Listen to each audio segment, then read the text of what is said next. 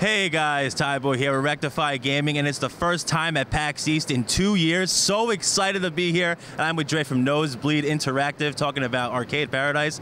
First off, Dre, how does it feel to be at PAX East at an event post-COVID, kinda? I know. I mean, this is my first US event since GDC 2017, and actually it's my first PAX, and it is cool. Awesome. I like the atmosphere here. It's kind of chilled out. I was expecting it to be somehow bigger and more intense. Well, mind you, it is Friday today, so it might change tomorrow. It might be super intense, but it's a really cool, kind of chilled out atmosphere. Everyone's dead friendly and not like a cynical Brits, basically. Yeah, it's great. It's a little different from past PAX, obviously. You know, Microsoft and Nintendo aren't here, but you know what? Wired Productions is here with a great set of games here to play, including Arcade Paradise. So, yeah, exactly. Right on this shirt. I need to actually get a shirt like that. Oh my God. So Arcade Paradise, it caught my eye because I used to play Game Room on Xbox 360. Microsoft had it for a little bit. They got rid of it. I don't know why, but let's give a little bit of background about Arcade Paradise. Yeah, so high-level pitch, Arcade Paradise is it's an arcade management simulator where everything is fully playable. And it's built from the ground upwards for kind of a modern audience. Yeah. So it's set in 1993. You play Ashley, who's this 19-year-old college dropout. You're working at your dad's laundromat, and in the back room there's this little storage cabinet with 3 arcade machines, and they make more money than the laundromat. I mean, you're doing people's washing, you're picking up trash, you're picking and chewing gum off stuff. Everything is a game to Ashley. But yeah, so you find these arcade machines in the back room.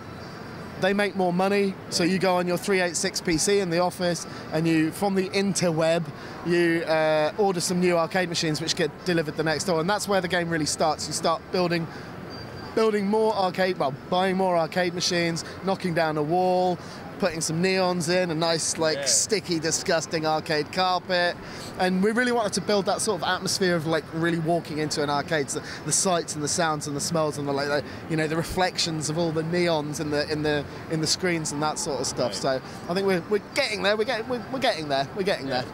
So what I loved about Arcade Paradise was that obviously, like you said, you had to earn to unlock more games in the game.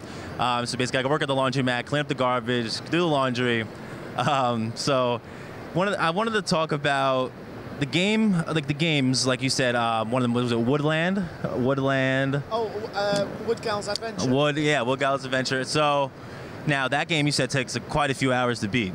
Yeah. So a lot of the games look like old school arcade games, and some of them are full on high score chasers. You know, you play it, you get game over quick, you go again.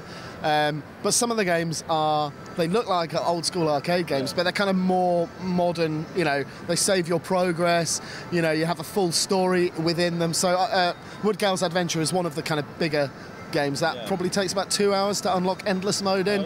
And there's a shop that you unlock and save points, and a whole bunch of different things. Another one of my favorites is Zombat 2, which is a 4-player co-op twin-stick shooter where you buy new guns, and you can have I think I toned it down actually just before PAX because we had 300 zombies on screen at once versus 4 of you, and it's not that it was it was running on Switch at 60 frames a second, but it was just way too hard. So I've reduced it to 256. There you go. That's still great. That's still great. Yeah, minigun, when you get the minigun, they're just they're toast. They're nothing. Yeah. So we were playing Zombat, and I couldn't handle 2 enemies. So 300 enemies seems like a little too much, right?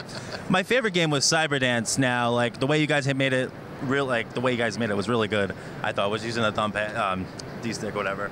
But now, what I wanted to ask is because when I first saw there, I said, Pac-Man, you can add Pac-Man into there, right? You can add the old Donkey Kong in there, but no. Yeah. You guys ever thought about doing any type of DLC or try to get those licenses or anything like that? So for me, it was about creating this kind of world within a world. So all of our games, there's kind of crossover between some of the games. So the Woodgal's Adventure, for example, is this kind of 16-bit adventure game, but Woodgal Jr. is an 8-bit, as if it was made maybe 10 years earlier, kind of slightly crappier graphics, really arcadey game, and the fact that we've got this kind of recurring character like, you know, Pac-Man or Ms. Pac-Man, or you know, or you know how Mario reappears and stuff. We've really gone to town with that, and it's kind of given us more creative freedom. So if you were going to do like a real Pac-Man game, right, you know, you can't mess around with that IP. Yeah, and you can't really mess around with it. It's not, like, a lot of arcades are great, but they don't, like, I think modern audiences, like some parts of that modern audience don't, you know, they don't like the fact that you're game overing so quick, because, you know, arcades were made for, you know, for making cash as quick as possible. So yeah, in doing kind of our own stuff, it's really allowed us to basically do whatever the hell we like, basically. Right. Although you do say Pac-Man, so you can't have an arcade without Pac-Man. Oh yeah. So we do have a game that is basically Pac-Man meets GTA. Yeah, I was gonna say GTA times Pac-Man. Basically, your car again. It's basically Pac-Man the way it was, because you're being chased by police in a car, and then you get power-ups and then kill the ghosts and stuff. Yeah, exactly. You get out the car though, and you can kind of run about and, you know, use your boombox to make the cops dance in a little nod to the greatest gun of all time in any game, the Saints Row dubstep gun. So, we keep talking about the games within Arcade Paradise. How many games will it launch with arcade games? How many can you unlock and things like that? And will there be DLC? So there are 35 games in total, but there are quite a few things that we're not really counting towards that. So like on the PC that you order the arcade machines from, you can buy a personal upgrade, which is like an idiot's guide to computing, which unlocks a whole bunch of stuff, including like Minesweeper and Solitaire, which are playable. We don't count those as the 32. In terms of DLC, we're really just concentrating on finishing the game at the moment, so we're not really talking about that. Okay. But yeah, like it's a big game. It's a really big game for a small studio. And the thing is, it's not just about the games, it's about that whole sort of feeling of being in an arcade. I mean, the stuff like, you know, the Sega Ages titles and like the Capcom arcade, they're great, but they're not really a game in themselves. We wanted this to really feel like a proper game that happens to also have proper games within it. So like, for example, when you get a machine delivered, like, this is a bit that I really like, actually. It's kind of stupid. It's so over the top. So basically, as a kid, when I bought a new game, I'd be like on the bus, like going through the manual, reading it cover to cover, and like looking at everything you possibly could until you get home and you like run up to your room and you're like, no, I don't need to eat, I don't need to eat. Just put it, you know, load the game up. And we wanted to sort of replicate that for the player every time they bought a machine. So you buy a machine and you have to wait until the end of the day. You can't just play it straight away. You have to wait for it to be delivered the next morning. So that's like more realistic than Call of Duty. Yeah, exactly. But the delivery is like this super over-the-top, like loot box style animation of like this truck dropping it off. It's like explodes open, and so it's like trying to get that sort of feeling of suspense of like, oh, what's the game going to be like? Because when you're buying them, we're kind of vague about what it actually is. It's like you might be like, I mean, look, as I say, the Racer Chaser game, which is kind of Pac-Man meets GTA. You're a bit like, what is that? Is it a racing game? Is it? And then when it arrives, you're like, ah, cool, I get it. And there's some that are super obvious what they're going to be, and others that are really quite sort of, you're like, what's going on here? Okay, cool. So moving forward, when is Arcade Paradise supposed to release, and what platforms?